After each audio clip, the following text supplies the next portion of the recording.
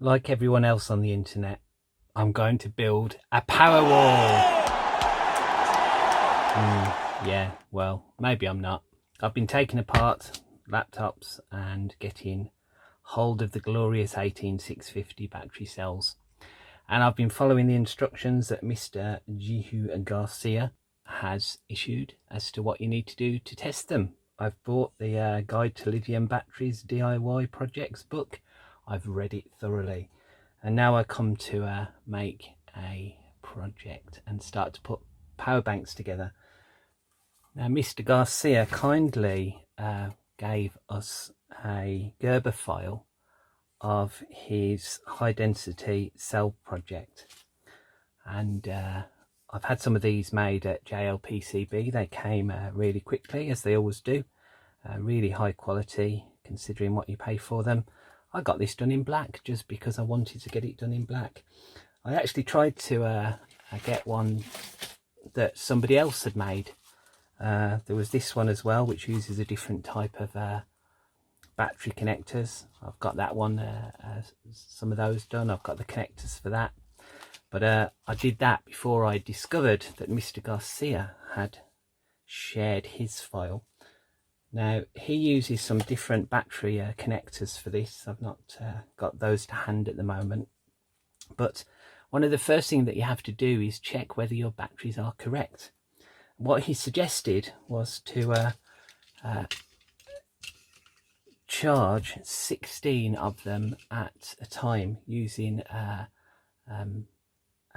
standard eBay charger. I've got the charger and I've got these. He suggested using these, and he said what you have to do is connect all of the positives and all of the negatives together. You charge 16 at a time, which gives, I think, about half an amp per cell charging. I might be wrong, I can't remember exactly what he said. And then if any get hot after a few hours, you know that that's a faulty cell. So these will go in here. I'm quite happy with that. So I got hold of some of these, as you can see, and I started to connect the wire.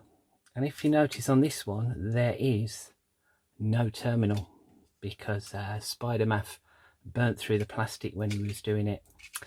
So I fiddled with this for a while. I didn't really like that. You see, all of these terminals here have just gone straight in. They've melted through.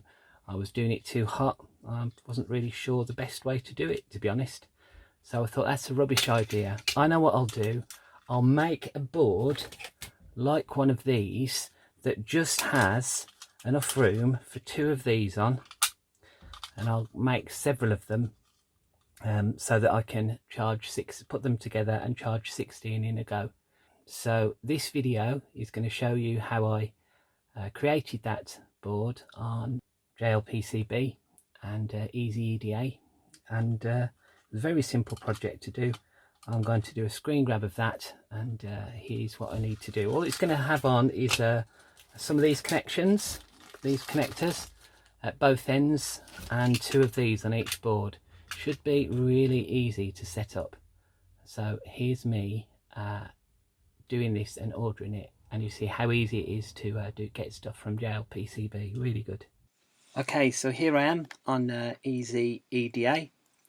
I've just loaded this. I think my internet's been a bit slow today, but anyway, that's fine. I'm going to go to Easy EDA Designer, and that should throw me straight into an editor. So what am I going to need for this? So if you recall, I wanted 2 XT160 connectors and 2 of the 4 cell 18650 holders. Confuses me. So let's go new schematic to begin with. So let's go to libraries. I think we have to look here. Let's try it here. So XT160. Okay, that's better. So XT60 connector. These are made through lots of different people. Ooh, so let's say we want a through hole one. Let's just try it and grab that one, see what it's. Okay, so place. Alright, and there's one of my connectors, and I want 2 of them showing up as batteries on there. but that's what I need. I want one each side of the cells. Alright, so now let's go back to libraries again and look at 18650. Let's add 4. Let's do 4 cell. Well, that doesn't work. How about that PC4 one there? Let's try that one.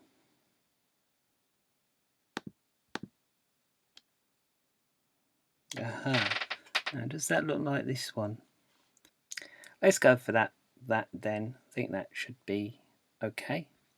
Let's do place, and alright, we're going to have 2 sets of these, so let's do one there and one there.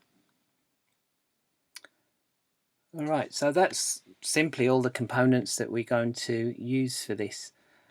Let's just tap escape, and to make this zoom in a little bit more, fitting window, let's go to 100%. Alright, so positive's that end, positive. Well, I want to make sure that these line up to make it easier to wire them up. So we've got that there, and we've got that at the other end. Put it there for the moment. Whoops. Undo that. Grab the whole thing, put it there. Alright, so now I begin to wire them together. This should be easy. So positive, these are all being done in parallel. So positive to positive.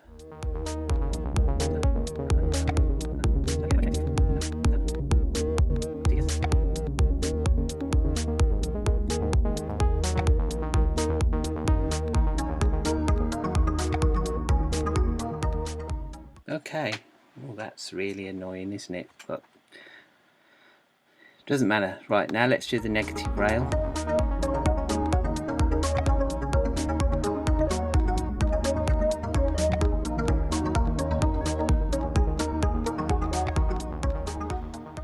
Okay, so that's not the nicest circuit, but it makes perfect sense, hopefully, to you. So all the positives are all to all the battery positives, all the negatives there to all the negatives, which puts everything in parallel, each of those cells, because we want to charge them all at the same time, and they'll all share the current going in. So that's what we want. So now we've got this bit. Let's just save. All right. So let's call it cell charger PCB. So circuit. Okay, save it. Now we use one of the tools up here. I can never remember which one, to convert to PCB. Maybe it's the one that says convert to PCB. That would help.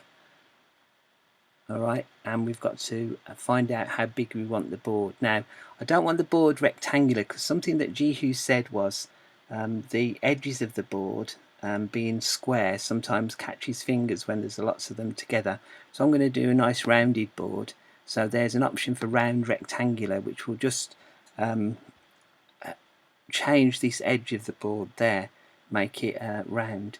But how big am I going to do this? Well, I've got one of my cases here, which you can't see because I'm on screen grab, but let's just see the size I want. So I want it 87 height, so 87 millimeters high, and looks like 180. Let's call it 185 for good measure, wide. That gives me space for the board, for the battery holders, and a little bit of space and a little white 1mm ledge to put the holes and the XT connectors on as well. So let's set the radius to, I don't know, let's set it to 5mm. and apply. Okay, so nice rounded corner, and there's my board. Now somewhere on here, let's zoom out a little bit. Somewhere are my battery boxes. They're down there. What are you doing down there? Alright, this is when this software gets a little bit annoying, because you can't drag, you see, look. That's what I would have said was drag, even though drag's on there, it doesn't want to move them. Oh well. So let's grab one of the boxes, click on it,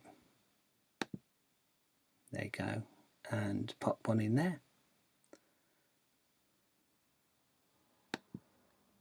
And it's already wired up, you see, the XT connector, so let's pick him up. Oh, of course that's the wrong one. Oh, is it? No. And let's put him there. Looks okay. And let's take the other one.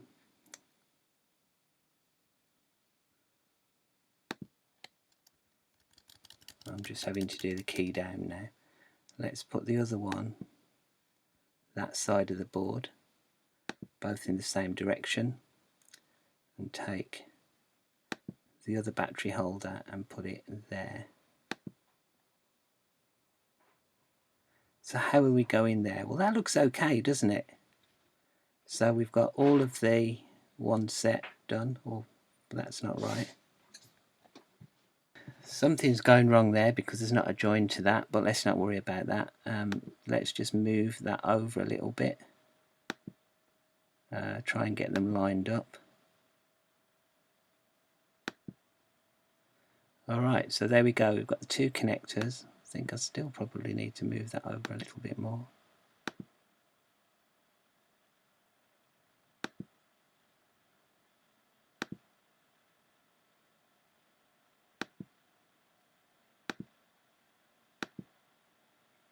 Okay, so that's the basic of the board. Now if I want, I can put some holes in, so let's grab a hole there and put a hole in each of the four corners. I'm not going to be too accurate about these. We could be incredibly accurate if we wanted, but I'm just putting them in there as it stands. And then each of those holes I would like to set to a width. So there's a hole, so I'm going to, let's say we use 5mm holes. So let's set that to 5. And if I click on each of these holes now, oops, get the right bit. Set that to 5.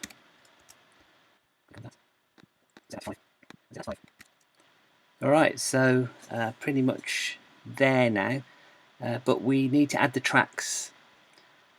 So what I'm going to do, I'm going to put the most of the tracks on the bottom layer. So let's write the bottom layer on there, and we will select the create track tool. But anyway, the way that you do the tracks is that you just go from one terminal like so, and then you move across to the other terminal, and that's that track put in. But let's make it a bit bigger. See, we've got routing width there. Let's go up a bit. Let's say 5mm. Let's try again. So let's select that track. So that's a much bigger amount of copper that it's going to put down now, you see. In fact, I'm going to go more than that. I'm going to go 7mm. So 7mm of copper for each track. So let's take that one click. Oops. Delete that one particular one. Start again, so with 7. So go from there. If I've got the track tool turned on. So I'll go from there to there. And then there to there, just like the other ones.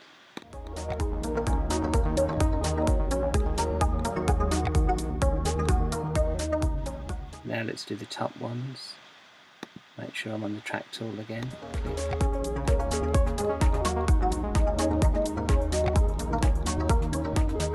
Okay, sometimes it's a bit fussy as to where you start from, but anyway, once you've got there, you're fine. Now I'm just going to grab that and move that over to there. Make that look neat. And grab that one Move that over to there.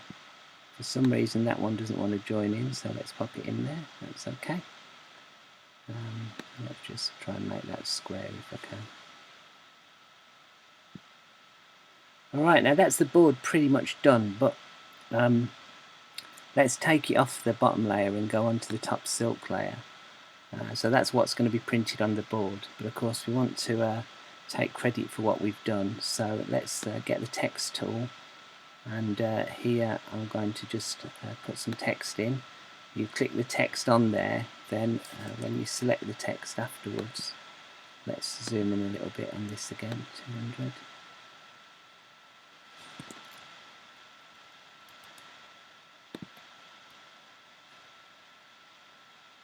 Using the cursor keys to move around.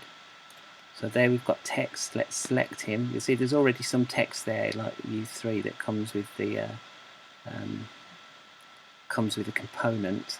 But there's the text. We change this and let's call it Spider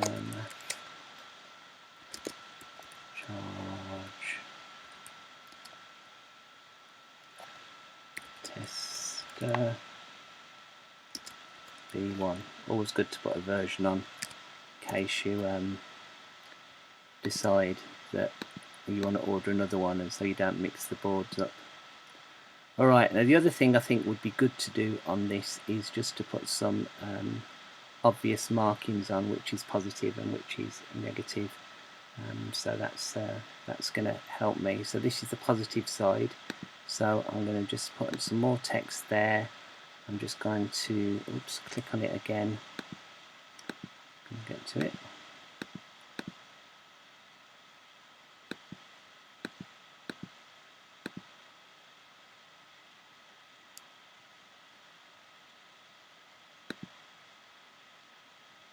Oh, I can't get to that. Let's put the text somewhere else. Let's just put the text there at the moment. Then click on it again, and I'm going to change that to positive, plus sign. Quite little, don't like it being that little. We can change the font family maybe. Let's change it to a medium. Well, that's too small now. How about that one? Don't really know. Let's make it a bit bigger, so let's make that 10. That's better, so that's a much more visible plus sign. So I've got that one. If I do Control C and Control V, I can pick up another one, and let's put that at the other side, which is also going to be positive. Let's copy it again.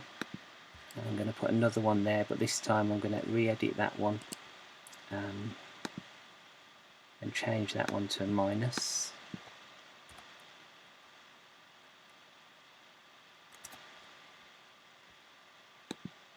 Okay, there's my minus, and I can move that to the other side and then get to the stupid thing.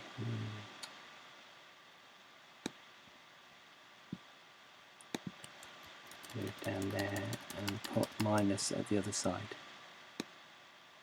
like so, and I'll do the same on the other side of the board. Okay, so that's my board pretty much set up as I want it. There's loads of other things you can do on this. I'm not going to do it. There's things like putting a ground plane on. I don't really want to do that on this because I really want to make sure that all of these are separate and nothing connects with each other, so that I don't get any shorts. So that's my board done. So what to do now? Well, now we've done that, we create a Gerber file. Please save your file. Okay, no we don't. We save it first. So let's save it. That's saved, and let's create a Gerber file. Let's try again. Save. Right. Title Gerber file cell tester. Okay, save. Wait for that to do. Now I can create a Gerber. Would you like to check it? Now what this does, this checks that you've made all the connections on your circuit, also on the PCB. So let's just check it. Hopefully it'll come through design rule check, because there's some things with clearance. I'm not going to worry about that for this board. I would for some other boards. So that's gone through. So now I want to generate the Gerber. And there's the file, but it's zoomed out a little bit. So that's the file we want. You can go straight into the order in it, but I'm not going to do that. I'm going to do generate and just make sure I've got it. Gerber file cell tester. Okay. Alright, so that's saved that. So let's go and order one. So JL PCB. Never sure if I order it directly from Easy EDA whether I'll get the best deal, so I always go in through the front page. Quote now. Add my Gerber file. Generated. Here we go. See, at the moment it's £2 special offer, but that's going to change when it sees the size of this board. There you go. So now it's gone up a little bit, but it's still £9.40 for 5 boards. That's not bad. So there's my board. I'm going to leave everything else default. If I wanted to change colour I could do, but green is always the fastest, so I tend to do green. There's nothing else there that I want to change on this one. So all I do is save to cart, and then I just, well, it's taking a while at the moment, but then I'll just order this, pay with PayPal, and wait a couple of days for the page to load. Well, wait a couple of days, probably about 2 weeks in the UK.